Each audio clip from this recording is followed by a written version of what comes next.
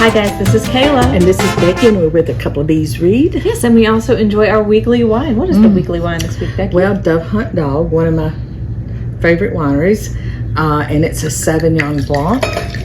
And you know, I used to not like Sauvignon Blanc, and then I became a Scout Circle member, and they started sending me all these different wines, and Sauvignon Blanc was one of them, and I really like it now.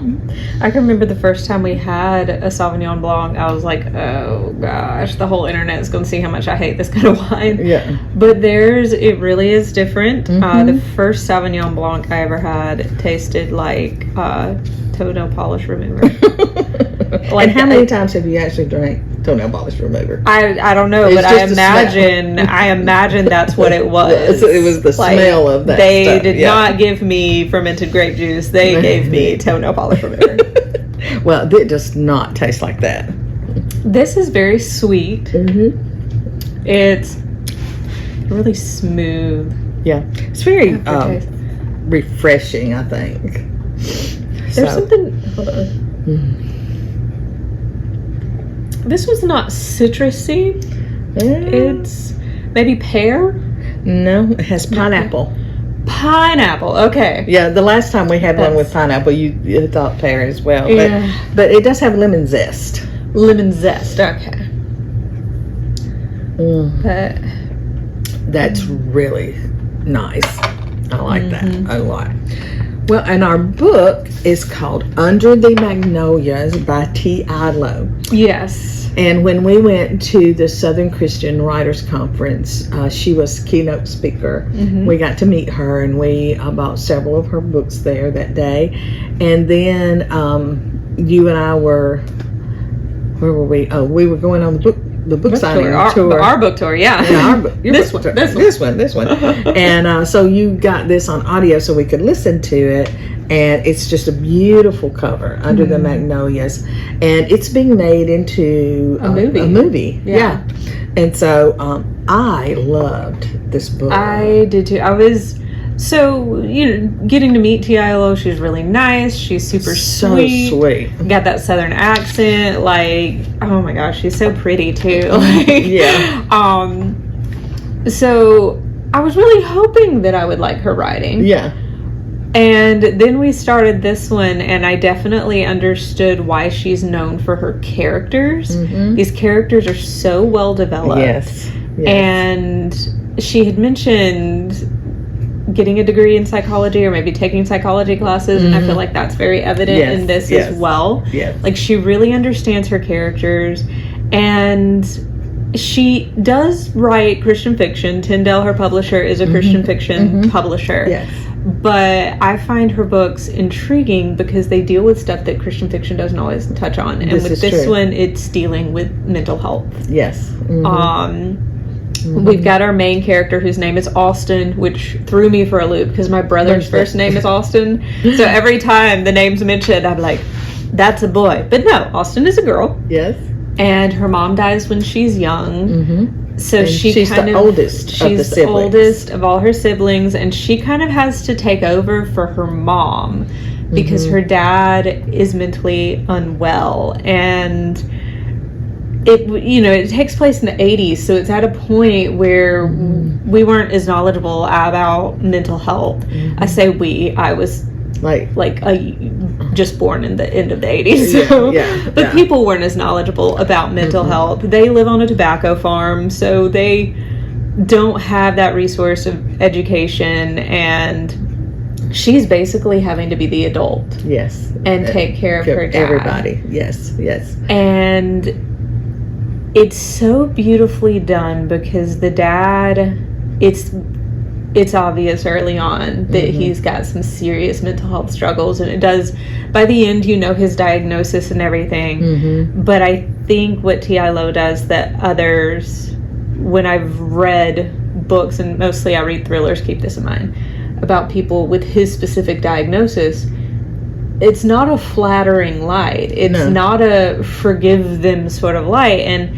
And what she does is she takes this and she shows it for the tragedy that it is. Like, this is a good man who is suffering with a extreme mental disorder at a Right. time when people didn't know how to help him. They just called it his dark periods. Yeah. They would call it his dark days, and it's something that the town slowly becomes aware of, so they also feel like they're like Austin feels like her family is just a pariah on society. And there's some other their father's a preacher at a church with a very small congregation, but everyone in the congregation has a very unique story. Yeah, they're all misfits. They're all in some way. misfits. Yes. So it's intriguing, some of the things that was covered. I'm talking like mental health, yes, Holocaust, racism, all of these topics are covered throughout this story, and done so with that very human characters. And Austin, I find Austin to be such a deep, rich character because, I mean, you know, she's a kid. And she has to grow up very quickly. And as she goes through you know, her time in school, and she's this, and she's not a small girl. She's not petite. You know, her mom and her dad, they were big people, and she's like 5'10". She's blonde. She's very attractive. Her family nickname is Ox. Ox, because she's big and everything. But she's very attractive, and there's this relationship that develops with, and they have to go, and again, it has to do with the class or socioeconomic levels and who the parents are of the guy, and you know, all the political stuff. Vance, he's so sweet. She kind of falls for, it's the mayor's son. And there's a romance there, but she's also, because of everything going on in her family, she's very standoffish. And she's just such a well-defined character. Oh, she is. And there's just so many facets to her, you know. And I just loved it. I thought it was just a fascinating book.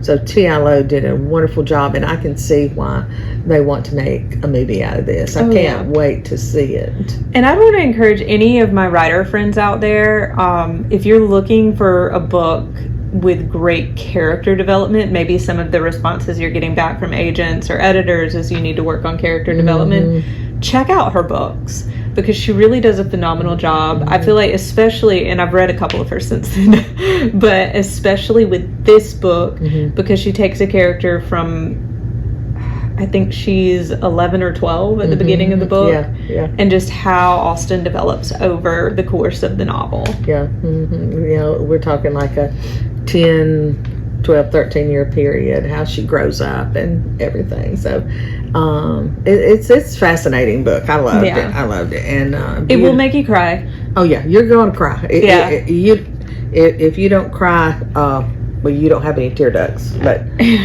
under the Magnolias, I mean, and you're going to get aggravated and mad, but you are going to cry for sure. It reminded me, if like more modern comps would be Where the Crawdads Sing. Oh yeah, definitely. It really reminded me of that.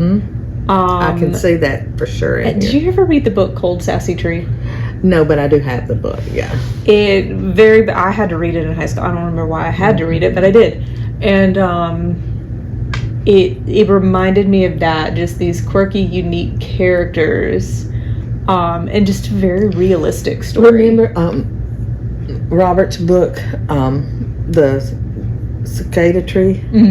Kind of that as well. Yeah, a sense of that. Yeah, just that. I guess because of the town. There's some southern charm. Stuff. Yeah, and all that. So if you're looking for a good southern read, definitely Under the Magnolias by T.I. Lowe. If you're a writer and you're trying to figure out character development, definitely give this one a for sure. check. For sure. Okay. All right. Let us know what you think. Bye, guys. Bye.